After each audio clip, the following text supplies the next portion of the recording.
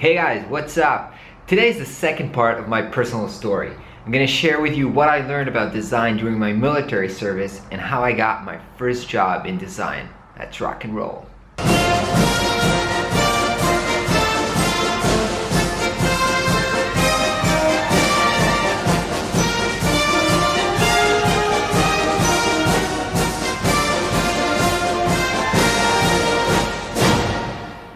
So as you may or may not know, here in Israel, when you finish high school when you're 18, you have to join the army for 3 years. It's mandatory. There's nothing you can do about it if you're healthy and everything's fine with you. It's really not simple to avoid doing that. Me personally, I was having a really tough time with it because I have a lot of, let's say, political issues with what's going on in Israel, and I wasn't keen on going to be a fighter in the army. So I was kind of going there with mixed feelings and trying to, let's say, avoid being part of the fighting, let's say. And I didn't like it, but I got somehow, got the chance to get into a very interesting job, which was in the intelligence factor. Actually, it was a job where I was in a war room. What that means is you come to a 24-hour shift. You come in 8 in the morning and you stay up until 8 in the morning next day. And during that time, you handle a lot of phones, a lot of information coming through computers. And it's kind of a very high pressure job with lots of responsibility. So, and you do 2 shifts a week, so you actually work 2 days and then you got 3 days where you sleep and rest. And even though I didn't like the army and I didn't want to go there, this specific job was really interesting and I did learn a lot of things that influenced me along the way. My biggest lesson and takeaway from my military service is that if you do an excellent job, then people won't mind how you get your job done. And let me explain. Again, I was in a very unique situation where I kind of wasn't really supervised as long as I did a really good job. And because this very specific unit that I was serving in had a very high standards and we used to do really high quality job, we also had this thing where we can kind of do what we want. Sometimes we didn't wear the uniforms, we kind of went wherever we want, and we were kind of, in a way you can say, slacking off or living like good lifestyle, but we could only do that because we always delivered great results and on time. And when I was doing night shifts, I remember I was like super organized, and every night I would like write on the wall a to-do list of everything I have to do, and I was really quickly get it done so maybe I can catch a movie during the night or something like that. But I was really learned how to handle lots of tasks in high pressure situation and work fast. And I think a lot of my time management skills and productivity that I use today as a designer, I took away from those situations. And also that point of, when you're doing excellent job, you can kind of, nobody cares how you do your work. I really feel that that's the situation today with my clients. They don't care, where I do my work, if I'm from home, office, wherever. They don't care how many hours I work, because they know that at the deadline there will be great work ready. So they don't mind how I get it done. So I can kind of live the lifestyle that I want to live, take vacation, take naps, do work in whatever hours I want, as long as my clients know that at the end of the day there'll be great work waiting for them. As I told you, I was working actually 2 days a week and I had 3 days to myself, so I had to sleep a little bit because I wasn't sleeping during the army, but I used some of that extra time to learn my Photoshop and graphic skills and also to freelance a little bit.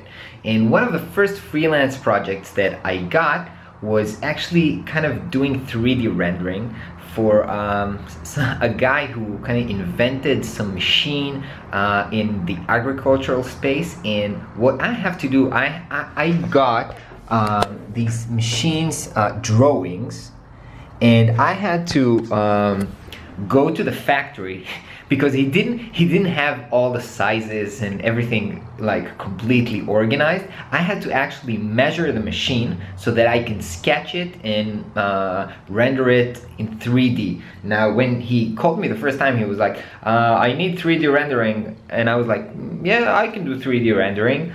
Because I played a little bit with 3D Studio and 3D softwares, but he said I need it in a software that's called SolidWorks, which is what industrial designers use to produce machine. Now I didn't know that, but I told him, yeah, I'll be able to do that probably. So I quickly, Googled SolidWorks tutorials, and I learned how to do that. And here are some of the renders that I did for him. So this was the machine, and I had to literally, measure what is the distance here, and like make everything super, exact, because they were actually using those 3D renders to actually mass produce those machines. So that was actually one of my first freelance projects. So 3 years later, and I'm finally off the army to, do whatever I want. And lucky enough, I got a friend from a daughter of my mom's friend who told me she's working in some kind of a high-tech company as a designer, and they're looking for some other designers, and that they heard that I can do graphics. I play with Photoshop and stuff like that. And I was like, yeah, sure. So what do you do? And she told me it's a gaming company. I thought, cool, they probably do games.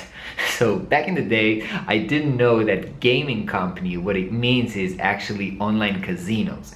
But I didn't mind back then. I was just a kid right off the army looking for my first job, and here comes an opportunity to work with something that I really like. So I went to the interview. I showed them the kind of a bit of freelance that I was working, and I actually got the job. Let me show you what I showed them in my portfolio and a little bit of the job that I did there. So here are some of the freelance projects I did back in high school and during my army. These are projects from probably more than 10 years ago. This is web design project. Obviously it looks horrible. So those are the websites that I showed them, and I got the job, and I'm gonna show you a little bit of casino stuff that I used to do. I used to do a lot of flash work there. So yeah, a lot of golden stuff with animations, showing lots of money stuff. And let's see,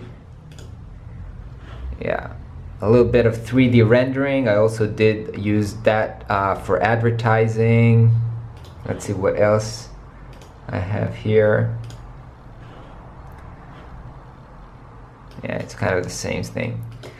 So as you can see, it's not really very sexy design, but it was my first job, and actually, I didn't realize it back in the time, but I had a lot of creative freedom, and I could do whatever I wanted, kind of as long as you're in the genre of casino, which means everything had to be with golden gradients and money.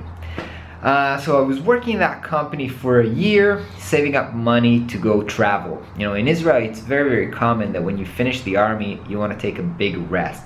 So most people fly off and travel for at least 1 year. I was working in that company, in that casino company, for 1 year, saving up money, and then I really actually quit and traveled to South America for 5 months. When I got back from South America, I was really wondering, what should I do? The casino company wanted me back. They really liked me and they wanted me back. But one important thing happened. The HR, the hiring manager in the casino company, went on to work in Israel's biggest advertising company. And because we had really good connections, I actually did a freelance. I built the website for his wife. So we had a really good connection, and he asked me if I want to come work at this huge advertising company. And I went there to an interview, so I kind of had both jobs, offering me a job. And when I went into like a real advertising company, I was blown away. First of all, they were dealing with print, which back in the time looked so real. After I was just doing banners, and all of a sudden you're talking about billboards, TV ads, crazy with crazy clients like Volvo and I don't know, really big clients.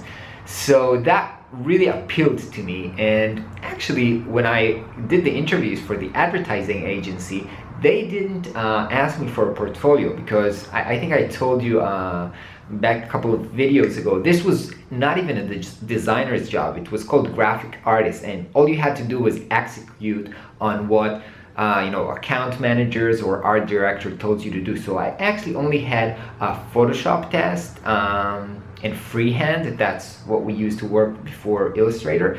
And I passed those tests, so I got the job.